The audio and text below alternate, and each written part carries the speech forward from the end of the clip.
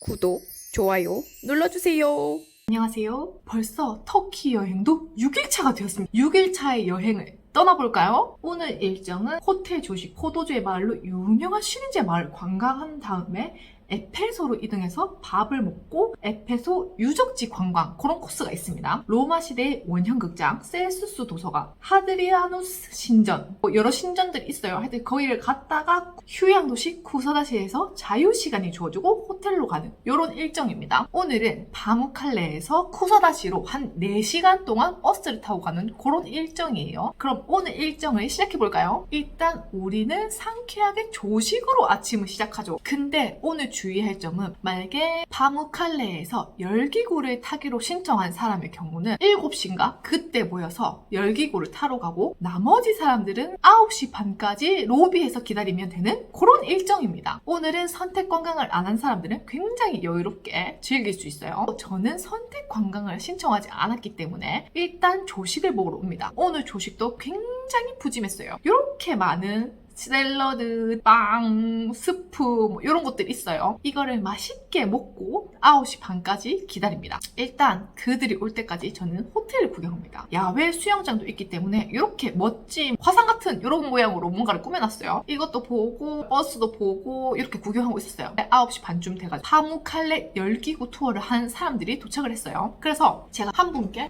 파무칼레 열기구는 어땠어요? 이렇게 물었더니 그분이 역시 카파도키아에서 열기구를 타야지 파무칼레는 그냥 그저 그래 이렇게 하더라고요. 이 파무칼레는 생각보다 열기구가 많이 뜨지 않았고 그렇기 때문에 그 사람은 나중에 다시 또 카파도키아에 올 거라는 거예요. 그래서 저는 어떻게 또 같은 여행지를 또 올 수가 있을지 이런 생각이 드는 하루였습니다. 그렇다면 오늘 여행을 한번 출발해볼까요? 자, 오늘 우리의 첫 번째 목적지는 바로 쇼핑센터군요. 쇼핑센터는 약간 짝퉁이 판치는 그런 아울렛에 갔습니다. 가니까 뭐 샤넬, 루이부통, 구찌 이런 짝퉁들이 팔고 있어요. 근데 짝퉁이 그렇게 싸지가 않아요. 그래가지고 여기서 구매한 사람은 아무도 없었습니다. 이렇게 쇼핑센터 일정이 마무리되고 그 다음에 우리가 간 곳은 포짱 그 다음 또 쇼핑센터군요. 여기는 약간 모델들이 패션쇼 워킹을 하는 그런 쇼핑센터예요. 신기하죠? 그런 쇼핑센터는 이때까지 단 한 번도 가본 적이 없어요. 제가 해외여행 다니면서 이런 특이한 패션쇼가 있었고 여기에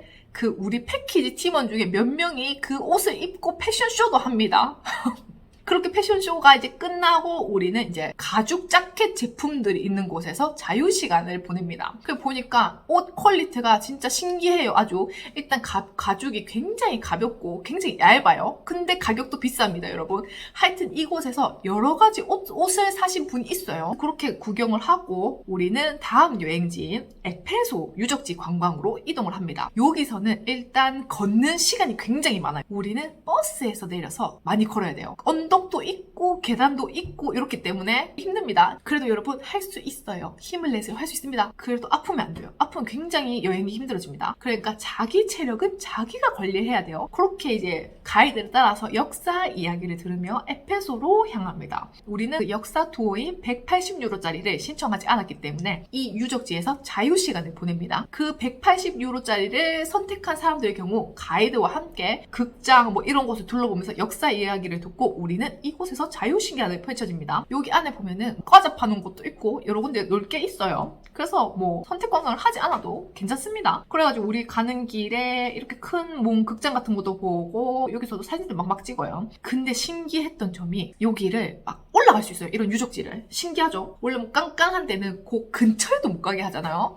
근데 여기는 희한하게 유적지에 올라가도 뭐라고 하는 사람이 없고 뭐 그냥 다 그래요, 여기는. 그래가지고 여기서 사진을 막 찍습니다. 사진을 막 찍다 보면은 또 저의 팀에는 터키 패키지를 이미 다녀온 선생님이 있어요. 그 선생님이 여기에 어떤 유적지에 화장실이 있다 이렇게 해가지고 그 옛날 고대 화장실로 한번 가봅니다. 따라서 가보니까 진짜 신기해요. 진짜 앉아서 쉬하는 데도 있고 그 물이 내려가는 그런 것도 있고 역사에 대해서 그 선생님께 들었어요. 그리고 저 위로 올라가면 무슨 전망대 같은 게 보이네요. 2층으로 올라가니 이런 전망대도 있었어요. 이 전망대에서도 사진을 찍었습니다. 그렇게 시간을 보내고 있으면 이제 가이드랑 다른 팀원들이 보여요. 역사 투어를 갔던 팀원들.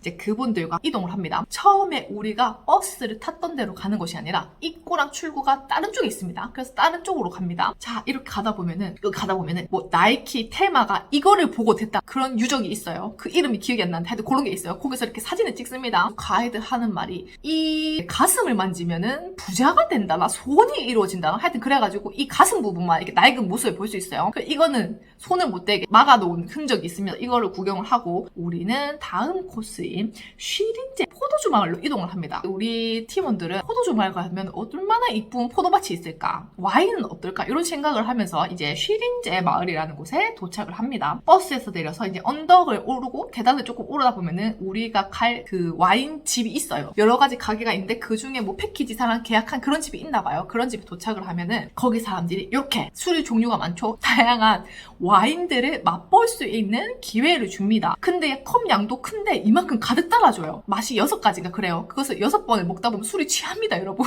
조절해서 마셔야 됩니다. 하여튼 그래서 마셔보는데 처음에는 무슨 국뽕주인가 포도주인가 뭐룬가 하여튼 그게 첫 번째로 나왔는데 그게 굉장히 맛있었어요. 그게 굉장히 맛있어서 그 와인을 사간 사람들이 많았어요. 여기 보면은 종류가 굉장히 다양했어요. 복숭아도 있었고 무슨 크랜벨리도 있었고 메론 그래 이런 것도 있었고 뭐 굉장히 많고 설명을 들으면서 마시면 되는데 기억이 잘 안 납니다. 하여튼 다 맛있어요. 도수가 높은 것도 있고 낮은 것도 있고 이거를 사면은 이 사람들이 직접 뭐 안 깨지게 그런 식으로 포장을 해주긴 합니다. 그래도 우리는 자기 와인병은 자기가 지켜야 된다는 점 이렇게 깨질 수도 있으니까 깨지면은 자기 책임이라는 점 캐리어 수화물에 넣을 때 조심해서 넣으셔야 됩니다. 이렇게 먹고 이 쉬린제 마을 나오면서 사진을 찍었어요. 뭐 닭이랑도 사진을 찍고 이렇게 와인병 모아놓은 것도 사진 찍고 처음에 제가 생각했을 때 이런 쉬린제 포도 마을은 진짜 포도밭이 왕창 있고 이럴 줄 알았는데 그런 거는 보이지 않았어요. 그냥 와인을 파는 가게들이 많다? 이 정도였어요. 생각보다 그냥 그저 그랬어요. 그렇게 큰 기대를 하고 가지 마세요. 알겠죠? 우리는 이제 쿠사다시로 이제 이동을 합니다. 근데 쿠사다시에 갔더니 굉장히 밤이 됐어요. 여기가 휴양 도시라 가지고 낮에 가야지 정말 이쁠 텐데 밤이니까 뭐가 보이지 않습니다. 그리고 이제는 굉장히 어둡고 시간도 한 7시 반 이 정도가 됐던 것 같아요. 너무 늦었어요. 우리는 근데 저녁도 안 먹었죠. 그래서 원래는 여기서 자유시간이 1시간 정도가 주어지는데 타이어파에 30분의 자유시간이 주어집니다. 주위에 이제 해변을 구경하는 사람들도 있고 저는 삐까뻔쩍한 불을 따라 가게들이 많은 곳으로 잽싸게 걸어갑니다. 그래서 걸어갔더니 여기에 굉장히 맛있어 보이는 아이스크림 팔고 있었어요. 그래서 저는 요 집에서 아이스크림을 사 먹었는데 제가 사 먹었던 맛이 라벤더 맛인가? 그런 아이스크림이었어요. 근데 우리가 라벤더 아이스크림 언제 먹어보겠어요? 그래서 먹어봤더니 정말 너무 맛있었어요. 이 집 정말 강력 추천해요. 아이스크림이 쫀득쫀득하면서 굉장히 맛있었어요. 그리고 직원분들도 굉장히 친절했습니다. 하여튼 여기 아이스크림을 잽싸게 먹고 우리는 버스를 타고 숙소로 이동을 합니다. 이번에 갔던 숙소도 호텔 안에 수영장이 있었어요. 근데 이 수영장은 아직 겨울쯤이라 오픈을 하지 않았어요. 굉장히 컸던 수영장인데 이렇게 호텔도 좋죠? 굉장히 큰 수영장인데 여름에만 오픈하는 것 같아요. 물론 지금도 물이 있어서 들어가긴 하면 됩니다. 근데 물 안을 살펴보면 나뭇가지 뭐 벌레 이런 게 많았어요. 아직 관리가 되고 있지 않은 그런 상태였어요. 그래가지고 이제 호텔 와가지고 일단 우리는 아까 저녁을 안 먹었죠. 저녁을 때립니다. 안에 보면은 이 호텔도 굉장히 맛있는 게 많아요. 정말 배 터지게 먹었습니다. 이날 여기 호텔 숙소 뷔페가 제일 좋았던 것 같아요. 그 중에서 그 숙소에서 호텔 뷔페를 왕창 때리고 또 구경을 하다 보니 여기가 또 터키식 마사지 하맘이 있는 거예요. 근데 또 여기는 그 터키 사람이 해주는 터키식 마사지가 아니라 동남아 분이 해주는 터키식 마사지였습니다. 그래가지고 동남아 선생님들 손맛 알죠? 마사지를 얼마나 잘하시는지. 그래가지고 여기도 마사지를 받게 됩니다. 근데 여기는 좀 많이 비쌌어요. 여기는 마사지 가격이 80유로였나? 하여튼 좀 비쌌어요, 여기는 근데 비쌌는데 비싼 만큼 훨씬 잘해줬습니다. 만약에 마사지를 받고 싶다면 여기를 강력 추천합니다. 여기는 라마다 호텔에 있는 그런 마사지 샵이었어요. 자, 마사지를 한번 보면은 마사지는 저의 동영상, 다른 동영상 편에 그 마사지가 있으니 꼭 한번 들어보시기 바랍니다.